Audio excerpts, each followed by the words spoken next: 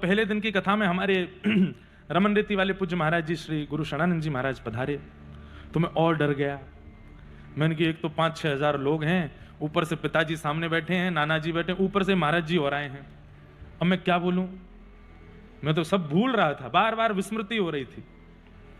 महाराज जी मंच पे आए, तिलक किया, हमको व्यासपीठ पे बैठा, आरती करने के बाद उन्होंने उद्बोधन दिया और उद्बोधन करने के बाद पिताजी से बोले, ठाकुर जी अब हम जाते हैं, लाला थोड़ा निर्भीकता से कथा करेगा, अगर हम बैठेंगे तो थोड़ा डर जाएगा।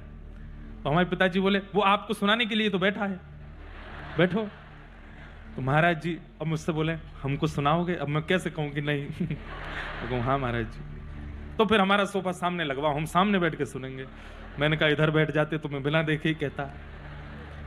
सामने महाराज जी बैठेंगे। पर बालक बुद्धि में एक बात बता रहा हूं केवल आपको।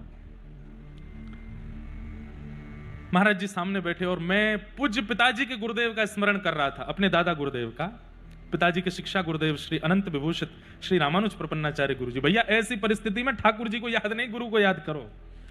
ठाकुर जी तो ऐसी परिस्थिति में खेलते और हैं, अच्छा घबरा रहा है और इसकी घबराहट बढ़ा दो, उनको तो आनंद आता है, इसलिए गुरुदेव को स्मरण करो। तो हमने हमारे पिताजी के गुरुदेव, शिक्षा गुरुदेव, जिनकी कृपा से आज सब कुछ है, ऐसे अनंत श्री विभूषित श्रीमद् भागवत के सचल विग्रह श्री रामानुज प्रपन्नाचार्य गुरु जी, उनका चित्र मेरी हर कथा में सन्मुख रहता है।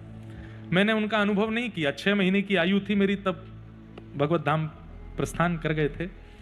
उनका मैंने स्मरण किया, मैंने हे दादा गुरुदेव भगवान आप कृपा करो, मुझे और कुछ नहीं चाहिए, बस भागवत जी की मर्यादा और जो मैं कहूं उसमें कुछ गड़बड़ ना हो, सीधी सीधी। हमने तो ये तक सोच लिया ये मेरी पहली और आखिरी कथा है, बस ये हो जाए।